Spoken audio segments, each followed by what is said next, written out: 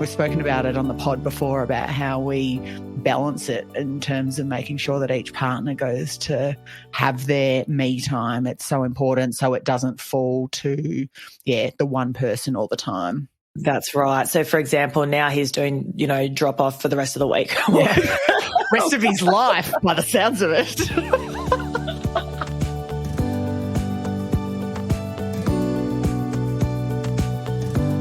Hello and welcome to Parenthood, conversations about life after kids. I'm your host, Leonie Liv, and every fortnight I will bring you discussions about the real and raw realities of parenting, life behind the Instagram filter. Join us as we laugh, cry and bond over the organised chaos that is parenthood. Real talk. Hi, Liv. Welcome to the pod. I feel like it's been ages since we've had our real talk chats. How are you? I'm ready for therapy. That's how I am. So am I. Oh, my God. And should I say to everyone listening, Liv is sitting here like in her work gear, literally just like the corporate guru that you are, like, whizzing from work to podcasting to, just keeping it real.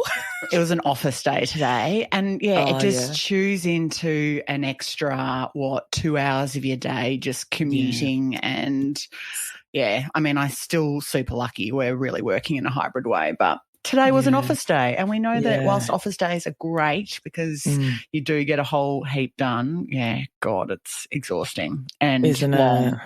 Yeah. Did you just come through the door or what's the story?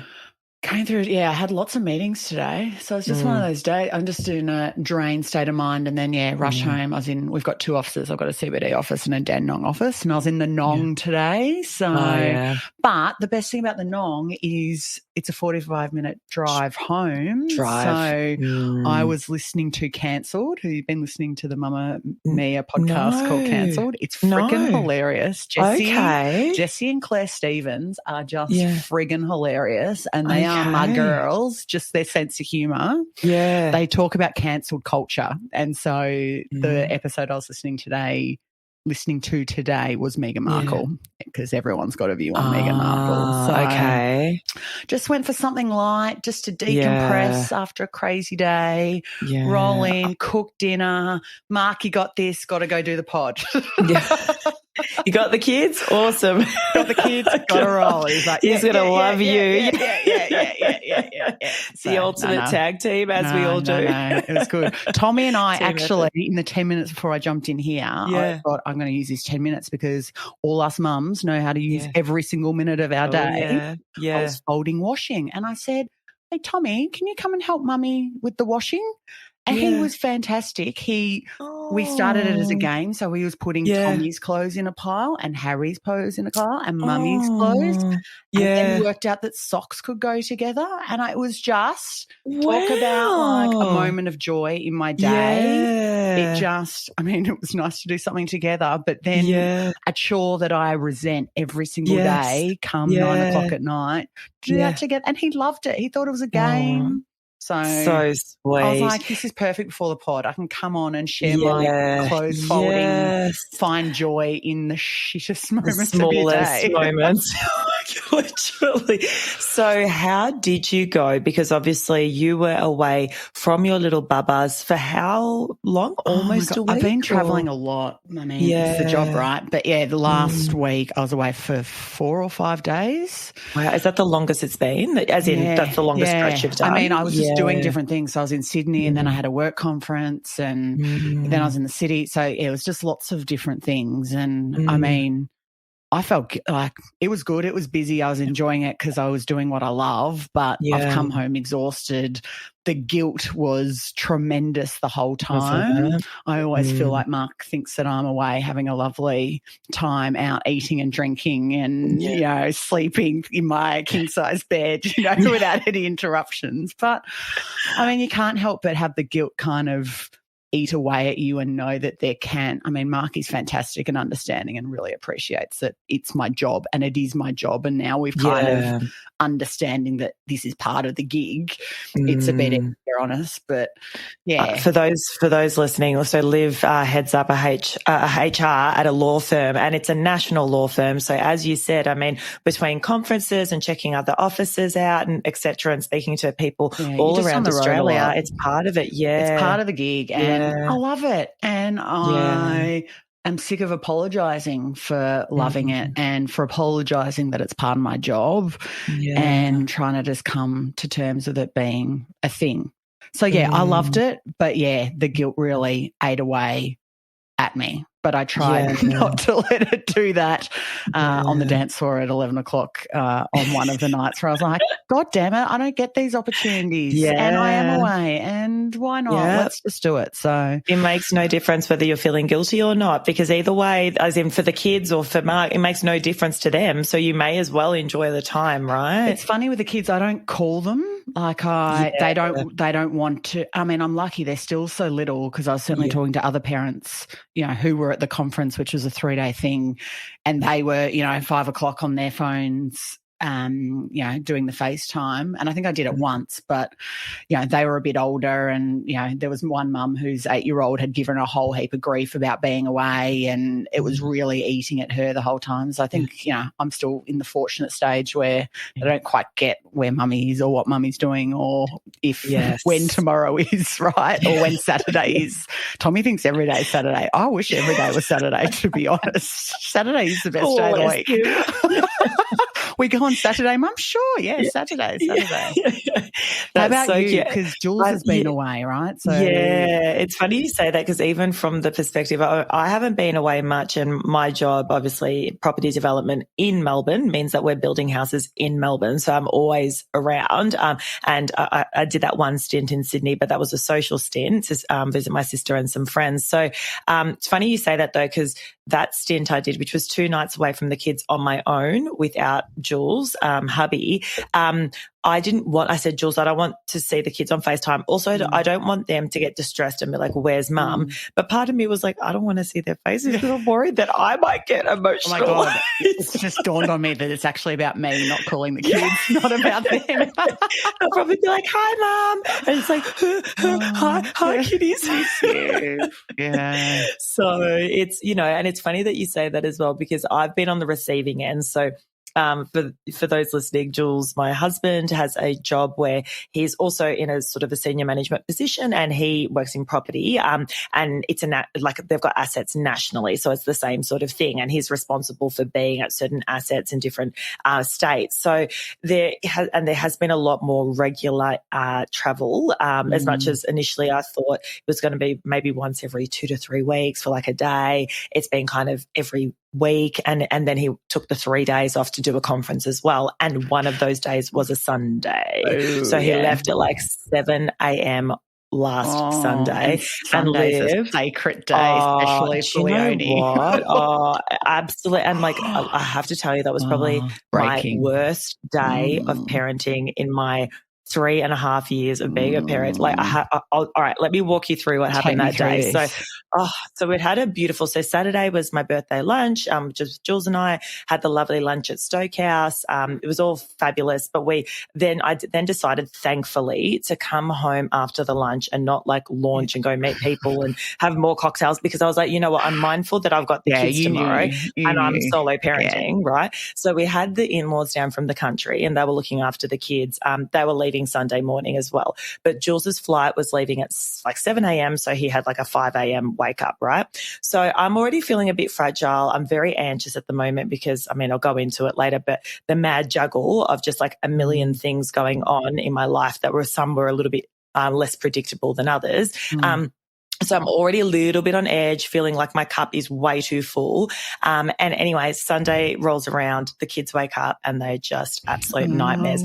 Noah has this thing at the moment, my 3-year-old, where it's like he wants to torment me. Like it's like literally, like he's literally like, no, Mum does it. Like anyone, like I'm pretty sure it was a full moon too on Saturday and Sunday. Was it? Do you know what? That would explain a lot, because I felt he was on edge. I'm on edge. I'm a believer.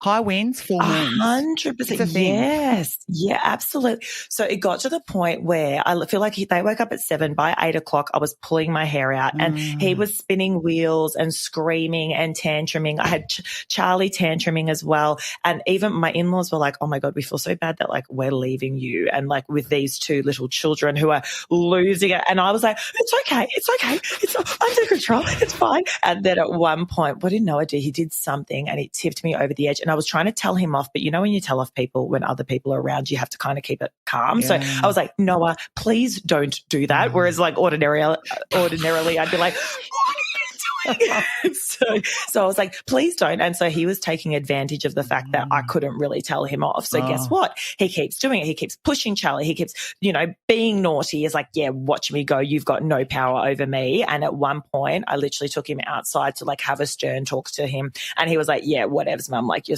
so lame. Like, I'm not even listening. And at that point, I walked back in and then he did something like he knocked like a little coffee table over or something. And then I just burst into tears. And I was so embarrassed. And I don't do the emotional thing. I'm not a crier like ordinarily, and then so father-in-law's like going out to the car to put suitcases in or whatever to pack. And mother-in-law's kind of like about to leave the kitchen where I'm standing, hears me like sob and like turns around and she's like, Noah, we've had enough. And she kind of took on that disciplinarian role while I was there kind of hiding behind the cupboards in the kitchen, trying to like wipe my eyes. But you know when the waterworks start and you can't. Oh, yeah. I've had a few of those moments myself. I was like, where is all this water and snot coming from? Like, get a grip, Leonie. They're about the valve to leave. Opens. The valve opened. And it was such a pressure cooker that the floodgates is open. Yeah. So they're leaving and I'm like, come on, get your shit together because they're like, oh, we feel so bad. I'm like, it's fine. I've got it.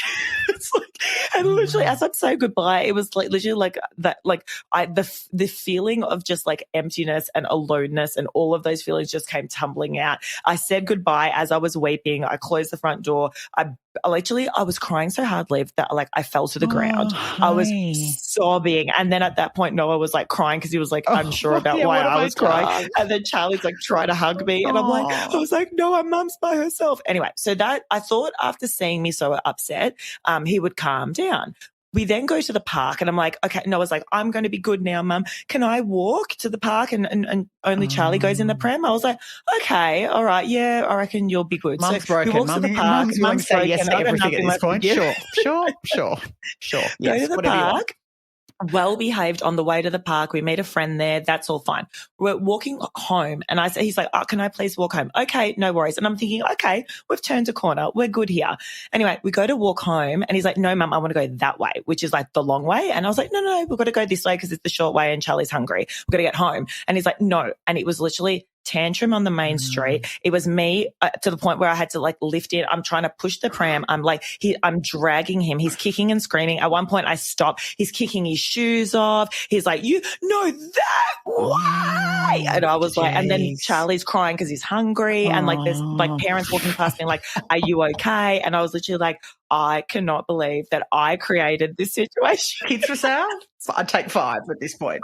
And so what the strategy was, I ended up I started walking. I was like, you bloody stay there. Yeah. I'm going, right? So I'm like 20 meters down the road and then he's standing there all like huffy and, and then a mum walks past him and then he walks over to that mum with the child and like pulls at her and he's like, my mommy, is like pointing towards me and just like breaking down to the mum and the mum's like, and I'm like, worst parent award goes to me. Like, and the mum's like, what the fuck? Get your child in order. 100% she has been there. 100%. It's so hard when you're in these moments because you do go into, I must be the worst mum on the planet. No other mother or father or parent experiences this. Bloody hell. But no, we've all been there. Oh, you know what? The sense of shame in that moment, I was like, I've just left my kid 20 meters down the road. He's now hysterically crying at this other random who probably thinks I'm an absolute failure. Anyway, so I end up somehow getting him home. Like it was just over the shoulder. Oh, literally. Like he's so heavy now though, which is the other thing. We've got big boys like you do too, Liv. Get home, sobbing sobbing for the rest of the day. I was just like, done. And so go back. That's a very long-winded way of saying that I was on the receiving end of what you're used to. So I'm like the Mark in your situation.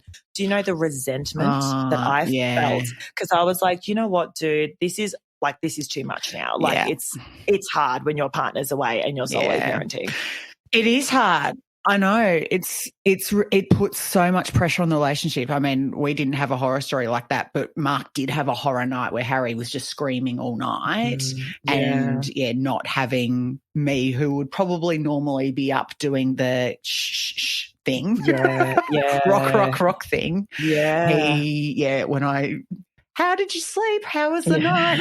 And you get that back. I just went, I felt really gutted by that. So, just the pressure it puts because, you can't help but feel like Mark was absolutely resenting me, as you would in Jules in that moment. Yeah. And you just have to find a way through it, right? With acceptance and put credits in the bank. That's the only thing that I can say that, and we've spoken about it on the pod before about how we balance it in terms of making sure that each partner goes to have their me time. It's so important so it doesn't fall to, the one person all the time. That's right. So, for example, now he's doing, drop off for the rest of the week.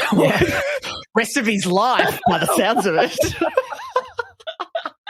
But like to your point, it's so true. Like, and then, when I go off, this Saturday, for example, I've got my birthday celebration and, I'll be out for most of the morning getting my hair done. I don't feel guilty now because I'm like, you know what? You had your time. I've got my time. So you're right. I think, even for those listening who may be sitting in one of these situations where they're you or me where, and they're feeling guilty. I don't know, hot tips as far as how we are managing it and not wanting to kill each other is, as you said, finding that time, having that. It's really hard though, because a lot of the time people don't have the luxury of, finding alone time. It is a luxury with young children. We've had to talk about the triggers. So it's not helpful. Like I have had to say to Mark, it's not helpful if you say, oh, well, here goes mummy again, say bye to mummy. Mummy, who knows when we'll see mummy again? Like we've had to, he might be saying it flippantly or with, a level of humour thinking he's funny, but that really hurts me and triggers me. And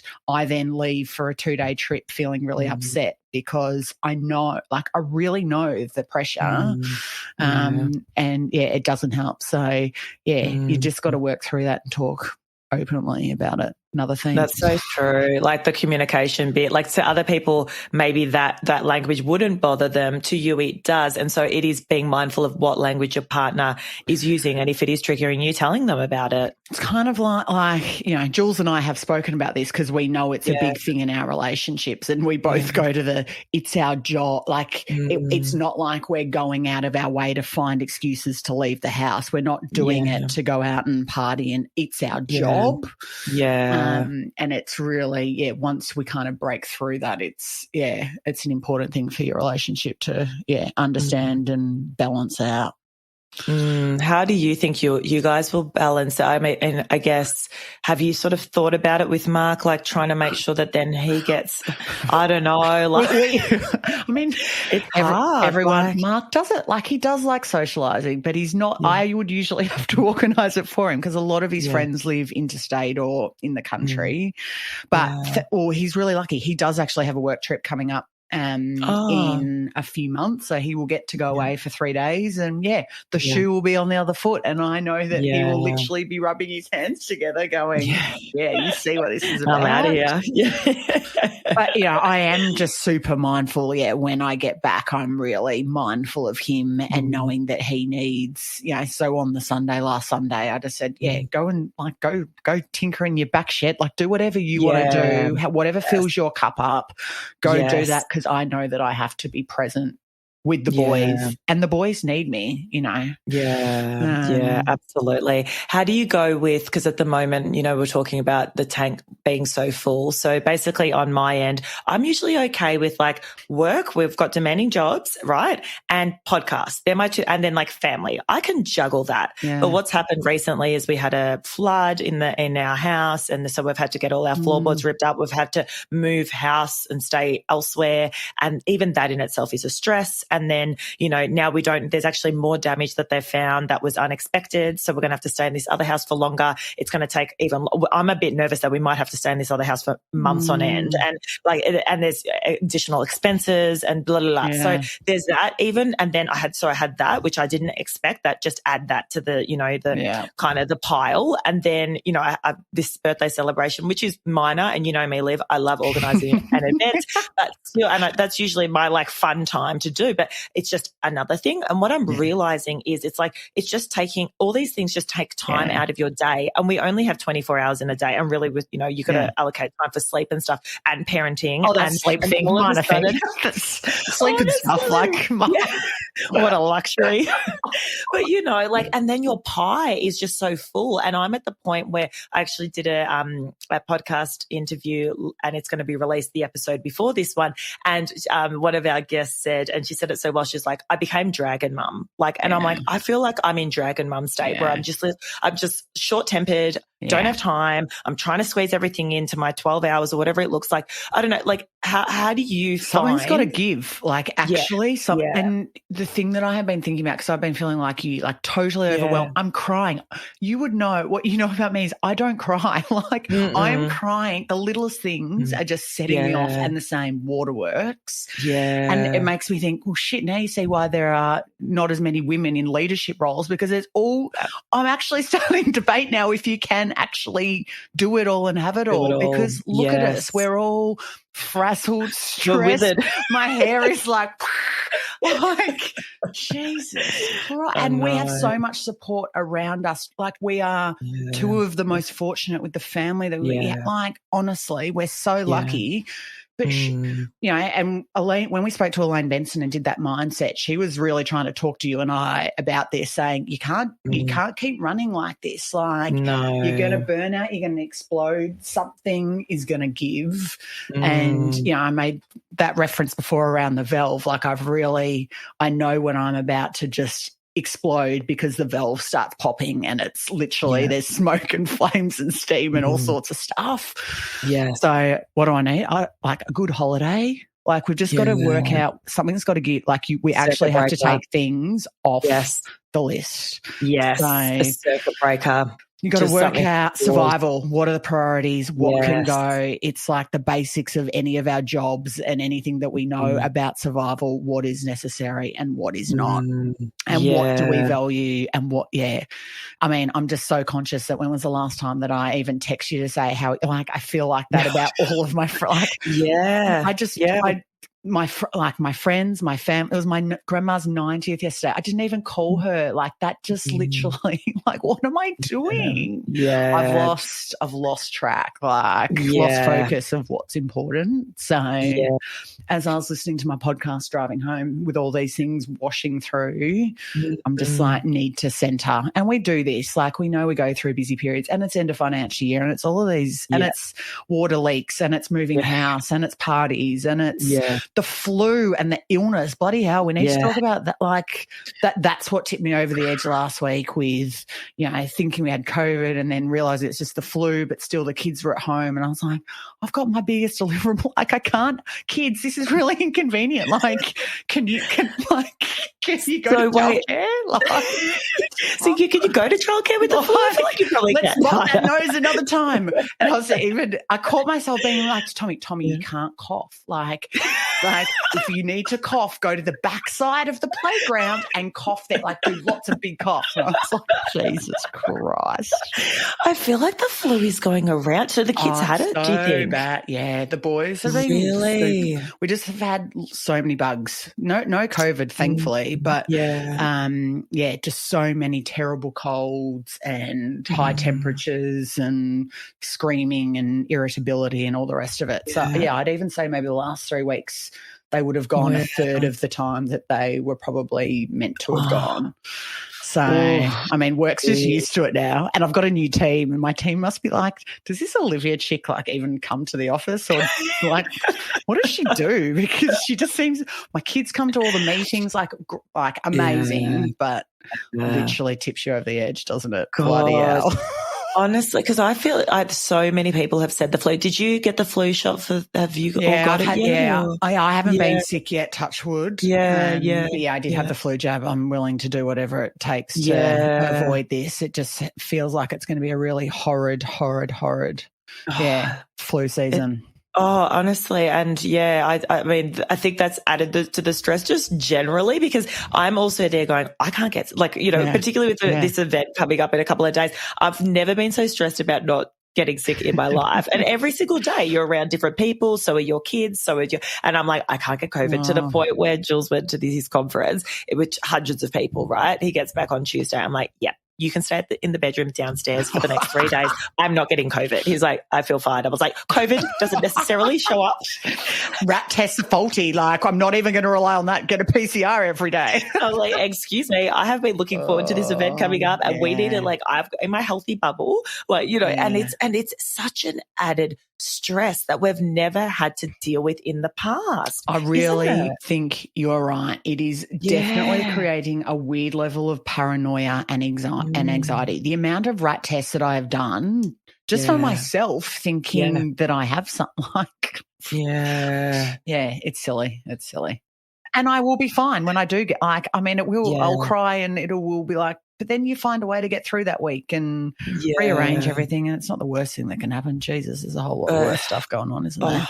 Honestly, but I think, the COVID layer has certainly added just complexity in the mix when and to the point where I'm not even watching the media. There's obviously the election. By the time this airs, the election will have gone, but I'm just so disengaged. Who will be our Prime Minister? I know, God. Jesus. What does the future hold for us? And then we'll hear ourselves and be like, if only we knew. Honestly. But I just think there is so much. There's wars, there's so much in the media even. I just think talking about how do we better sort of navigate this chaotic time and center ourselves. I've started blocking stuff out. I listened to the Squiz Today podcast, which is a 10-minute soundbite of what the news is. So if anyone has not listened to it, get on it. It is amazing. What's it called? Pretty much The Squiz. The Squiz. So SQUIZ. I'll add it to the episode notes. Really good. And they've got a Squiz Kids where when our kids are a bit older, to understand, they do a soundbite 10 minutes of all the hot topics, so that in kid language, basically, which I think is super cool. Yeah. And they've got a sport one and stuff, but it is the best. So that's my news. And then outside of that, I'm I said to my kids the other day, to Jules the other day, I was like, you know what? If I keep going the way I'm going, I'm not going to be I'm going to be a psychiatric ward, just spinning wheels, because I can't handle this, and this is too much, and and then you have to find someone else to look after the kids. But do you know our problem? We do this to ourselves. Yes, there are contextual factors around relationships and work and partners' demands, but we freaking do this to ourselves, and we've done it to ourselves our whole life. We're the only ones that can help ourselves. Which is just say no. It's the high achieving perfectionism. We don't want to let people down, all that jazz. You're right. It is something that you just probably need to be mindful of. But then, it's how do you slow it down? Look at the job that you've got. You've got an intense job. How do you because you've got your intense job and then your once family. We have the answer. If anyone's got the answer, hit us up. Hit us up. What do people do? I don't know. We've spoken about outsourcing stuff before. I'm trying to do all of that. I've definitely cut down social stuff in my diary again, because I need time at home with the kids. Yes. I don't know, what is it? It's funny because I'm always it's just this period of time, but I'm realizing the period of time has been going for a long time, and I keep thinking that I can do it for another month. Yeah. And then it's another month, and then it's another 6 months, and then it's another 12 months. Yeah. So, I think it's just calling yourself out on that. And talking about it. I told my boss, I was like, I am crying. And he was like, whoa, we've worked together for 8 years, and if you're crying, okay, we've got to work out what's going on. And there are so many reasons as to why I've been a little emotional. But I don't know, talking about it too, and getting people to help, and working out what you can delegate, and most importantly, what can stop, because that's what you and I are terrible at. Something you got to take a few things off the list. Absolutely. And I think getting that support is really important. From a work perspective, I think I was telling you we're going to look to get someone on to sort of support me in like a sort of really me in my life admin, as far as podcasts. And then from the work perspective, all those manual tasks that just take time. But even down to, for example, from the podcast perspective, it's social media and keeping posts regular and things like that. If I've got like that takes time, right? So if I've got someone, and again, to your point, sort of figuring out where you're spending your time and are there opportunities for someone else to maybe jump in. I know that's a luxury in itself, but if you can sort of outsourcing one way or another, that's what I'll be looking to do, because as you said, you just can't keep up this pace forever. But it is sort of reflecting, having a look at things. And this is where, to your point, Liv, as well, that the holiday or even just a couple of days off or whatever that looks like really helps. I mean, you've got a holiday coming up. We've just booked one for August, and I know that'll be the circuit breaker. Definitely need it. And, whether it's a day or 2 days and whether you go away or you're just at home and you do not look at work emails and you just go for a massage or take a half day, take whatever, finish early, work early one day if that's all you can find time for. It's the old joke in the podcast about me going for a run. You've just got to friggin' find the time for it, right? I have found no time for running. I'm sorry, podcast listeners. I've found no time for exercise as well. Jesus. But isn't it funny, even like a long weekend, how you feel quite refreshed just with that extra day? Yeah. Something driving like down that. to the peninsula, going to the Yarra Valley for a long lunch at the wine, just country air too, getting out of the city and the rat race, and even better if you can get rid of the kids.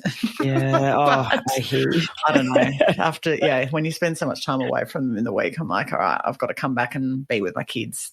Are they at the age where they're kind of tormenting each other yet? Or are they pretty good? I was actually thinking about that coming in, reflecting on it maybe 6 months ago when we did this podcast, and you were saying that the boys are tormenting. I was like, oh no, we're not there yet. Oh yeah. I know. The lack of sharing and Harry just loves to push Tommy over and bear hug him and give him smoochy kisses, and Tommy's like, no thanks, get out of my face. The joys of 2 under 4, right? Like it's how do people have more? For those of you out there who have more, you have all of my respect, because I'm like, 1 and done actually doesn't sound that bad. I know. Why didn't anyone tell me? Tell your parents, we've got to have each other's back. And as you said, it comes down to just being able to share it, being able to have a bit of a laugh about it, and then just going back to life and being like, okay, cool, how do we reset here? Following people on social media that kind of fill up your cup or make you have a laugh, like that's stuff like that. Do you follow Amy? I think it's Amy Gerard. She's friggin' hilarious. Yes, she is quite good. I think she might even have a parenting podcast of some description. I think she's just something. Started one. Yeah. We just talk. She's next level. I mean, wow. But if you're looking for a laugh, and you might, decide what you like or what you don't like of her posts. But she's pretty funny. I love it. Well, this is actually our final episode for the season, episode 40. So well done. Well done you. No, I'm just happy to come along for the ride. So super pumped to sort of have made it through, and we want to just thank everyone for listening, and for those who have joined us along this ride. We really appreciate all the support and feedback and all of that. For those of you who haven't listened to a lot of our podcasts, perhaps you've just joined us, go back to listen to 40 hours of parenting content and laughs and all of the above. There's lots there for you, lots of hot tips that we've sort of found along the way. So we'll have a few week break, and we'll be sort of back by mid-July with our next season. It's going to be cool, hot and ready. So any final words, Liv, to wrap up your state? I've got a new mantra when I'm literally in the fetal position. I'm doing the best I can. If everyone can just do that, we'll be fine. We will be fine, because bloody hell, we are just doing the best that we can. I said that to Noah the other day. I was like, where did that come from? He's like, what do you mean? I'm like, I'm doing the best. Yeah. If this isn't good enough for you. And he's like, what do you mean, Mummy? I don't know. And I'm like, oh, grow up, little human. Let's take that as our parting gift and just tell everybody that we're just doing the goddamn best that we can. Hang in there. If you're like us, feeling like you're battling girls. away, you're not alone. We got this. We got this. We got this. See you, everyone. Bye. Bye. Thanks for listening. If you enjoyed this episode, be sure to subscribe, leave us a review, and give us 5 stars if you're feeling fancy. Want to be part of the Parenthood community? Join our Facebook group and follow us on Instagram @ParenthoodPod. Now I'll let you get back to the organised chaos. Until next time. Liv, so good. Oh, hello. Lost you again. What have you done? Just keeping you guessing, mate. Playing